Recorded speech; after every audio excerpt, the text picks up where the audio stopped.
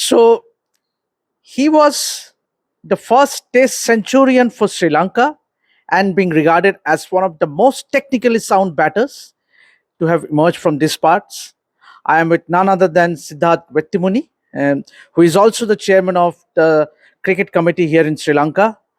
Sir, welcome to Revsportz. Obviously, Thank you very as much. you know, that on Friday, Sir Garfield Sobers passed away, and Sri Lanka played its first ever Test match under his coaching. It's- Yes, it was not the first ever test match. Actually, it was our first test match against Australia.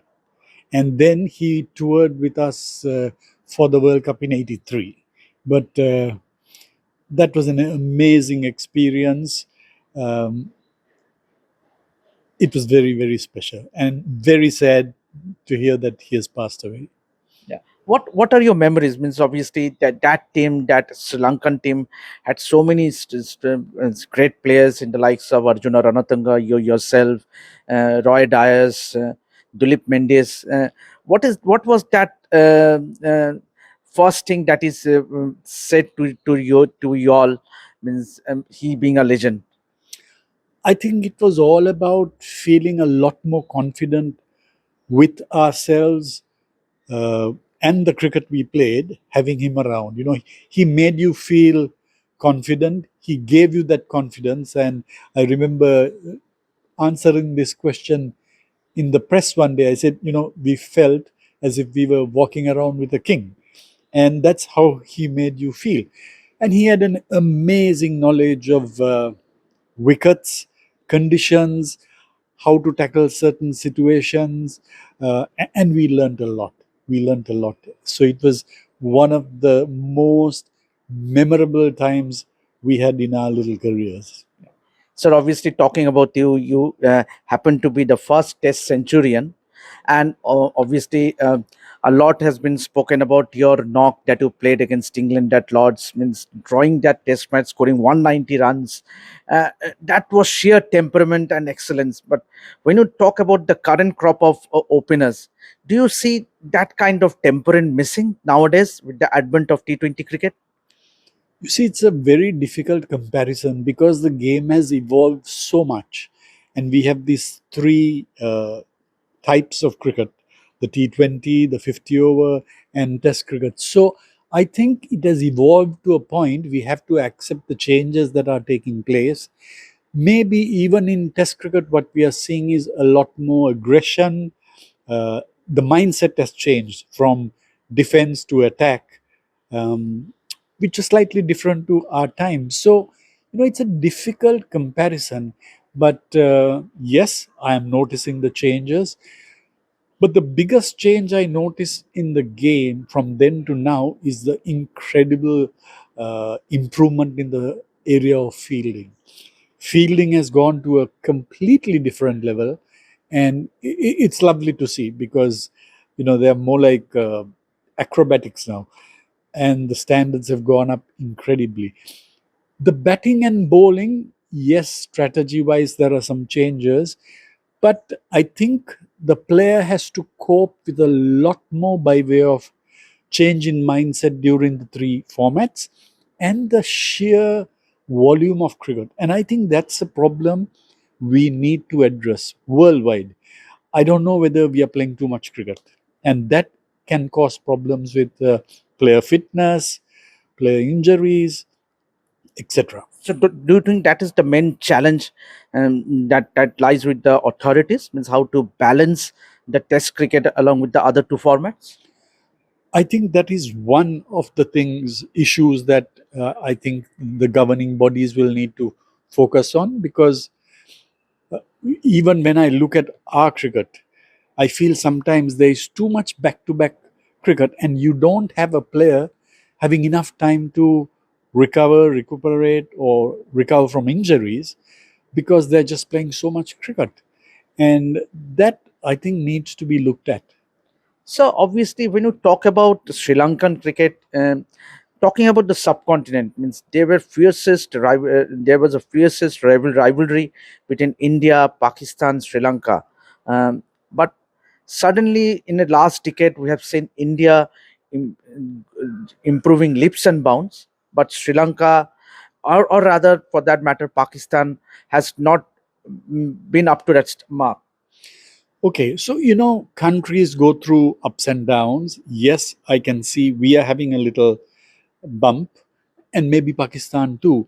But you have to realize India has gone to another level, I think, simply because of um, what the IPL did to Indian cricket.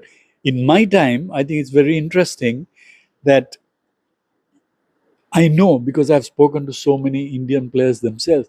They say if you want to play for India, you got the best chances if you're playing for Bombay or Mumbai. Then they'll say Delhi, this, that, and then Madras in the good old days. And a selector who was selecting for Mumbai, if he was to do a good job, he had to make sure there are lots of players from Mumbai. Right. Now, I'm just telling you what I've heard, right? And I think there is an element of truth. And today, with IPL coming in, even if you're from Timbuktu, they'll bring you in and give you a chance to perform, because the whole thing has changed. And the IPL has opened up the game to every corner of India. And let's face it, with 1.4 billion people, you can maybe have three first test teams. They are so good. But the sheer numbers and the IPL, I think, has transformed your cricket to another level. Do you think with the Lankan Premier League, which is in its sixth edition, can just go the IPL way? I mean, perhaps producing cricketers from not only from Colombo based, but from other parts as well. Yes, that technically should be what should happen. And I think it is happening to a certain degree, but not yet, not enough. We need to structure that tournament a little better, where we have more younger players playing in that tournament, and mixing them with the experienced players. So that is something which is evolving, but we just don't have the numbers you have in India. It's a different ball game in India altogether. Sir, and now let's talk about Vaibhav Sooryavanshi, someone who you have witnessed being at Ratnagiri International Stadium for that emerging under 19 final. He scored that brilliant 94 of 29 balls. But how do you handle a talent like Vaibhav Sooryavanshi? Yes, he tested success, but in the recently concluded series against England, he had failure as well. So how you handle a talent like Vaibhav Sooryavanshi? I think one shouldn't have too much expectations of a boy who's that young. He will have his ups and downs, like every cricketer on this planet. You do go through those. The problem he will have is there will be too much expectation, and that the authorities must be careful not to um, let it put too much pressure on him. So he is an amazing talent, and he will have his good days and bad days, but you need to nurture him so that he becomes more consistent and more reliable as he gets older and wiser. Means there was a debate, means whether to draft him at a young age, or maybe just soak in the atmosphere of being in the dressing room, sharing the dressing room with star cricketers, and then drafted in. Means obviously there will always be a debate. Yes, that's a difficult call, isn't it? If you're so good, you'll want to play him and get the best from him. But yes, so it's up to the authorities and the management to handle him in such a way that he does not succumb to too much pressure, and develops steadily and becomes a better player as he goes along. Yeah. So now talking back to Sri Lankan cricket, obviously recently Sri Lankan cricket appointed Gary Kirsten as the head coach. And is it the right way? Perhaps that the fact that Sri Lanka haven't done well in recent times. So uh, getting in Gary Kirsten, do you think that it was the right call, and perhaps that's the right approach? Well, it's the earlier management that brought in Gary, but I must say I'm very happy with Gary being here, because I think he's a top coach. He understands the game, he understands the business of coaching. So I'm personally very happy that he's here. And we need to give him time to understand our players, and get the best from our players. But I like the fact that he's here. Obviously he has a huge wealth of experience when it comes to coaching international teams. He also been coach of India, Pakistan. So what does he bring to the table when it comes to coaching, and do you see an improvement in Sri Lankan cricket moving ahead? From all accounts, I do see that change. I think the players are happy, the players are getting more confident. It's early days, but I think his management style is what will be most beneficial. The selectors feel the same. The little exposure I have had with him, I feel the same. That his management skills and his rapport with players is excellent. So I'm excited. I'm excited for Sri Lankan cricket. So, you being the chairman of the cricket committee, obviously, a lot of planning has gone behind in having in improving the standards of groundsmen, the curators. I'm talking about the umpirings. Can you just talk us a bit elaborately what exactly are the plans of Sri Lankan cricket? Yes, so I'm not alone in this cricket committee. I have had the incredible support of Roshan Mahaname and Kumar Sangakkara. I think they are a lot more modern and with the game than I am, but I've been there with them. And yes, we've identified certain areas which we think need work work on, and that is player management and looking at the test team, how it evolves. A good pathway from school cricket to test cricket is one thing which we feel needs to be nurtured. The other thing is we've hired a curator manager, who's going to look at all the grounds we play in, going right down to clubs and schools, because we think if you don't have the right kind of wickets, it's a problem.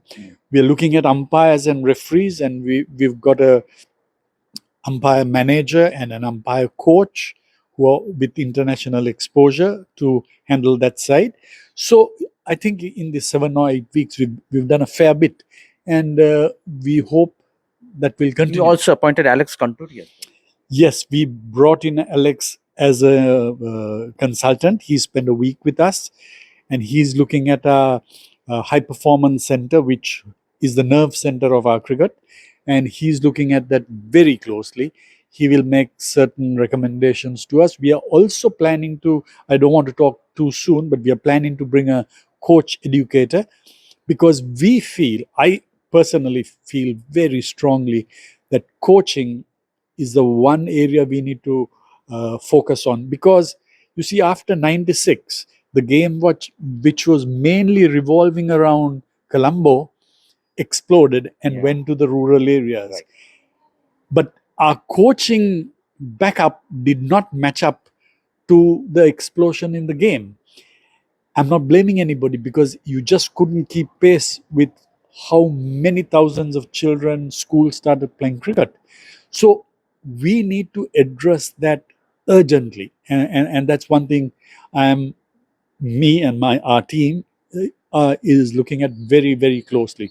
We want to make sure that we start bringing in better coaching exposure, because we have the numbers in coaches, but they lack that overall exposure, so that they can talk more about cause and effect of what you do, why, and how you do.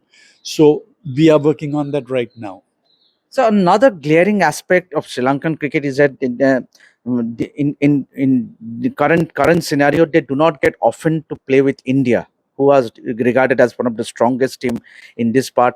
Obviously, the test series is coming up. The two-match test series is coming up. So this is one thing that the Sri Lankan cricket is really serious about, playing more matches against good teams like Australia, England, South Africa, India. Yes, but I guess the international calendar is such today with the test championships, it gets difficult to fit in all the cricket you want.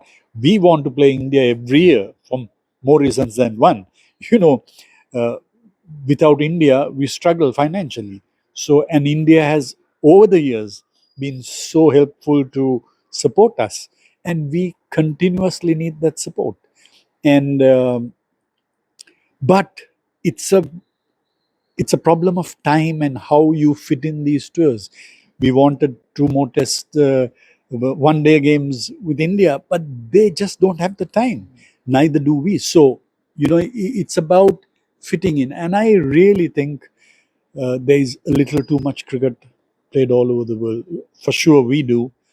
And our players don't get enough rest to recover, recuperate, and perform at their best. We have too many injuries simply because there's too much cricket at the moment, I think.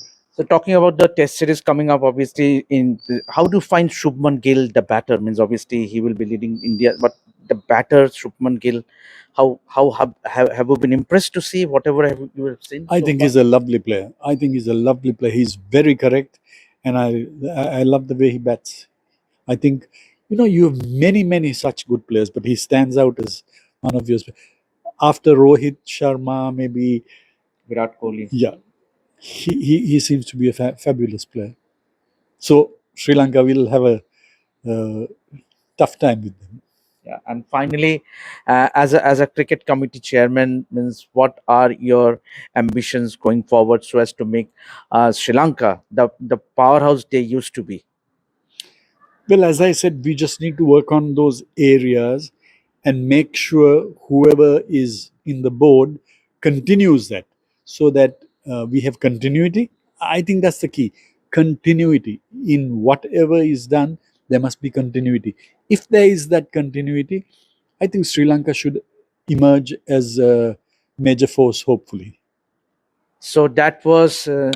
Wettimuny for you. Obviously, he reckons that there needs to be a continuity for Sri Lanka to be the force they were in the glorious days. I mean, so keep watching the Red Sports for more such interviews, side stories, and our extensive coverage of Lanka Premier League. This is Debasis signing out.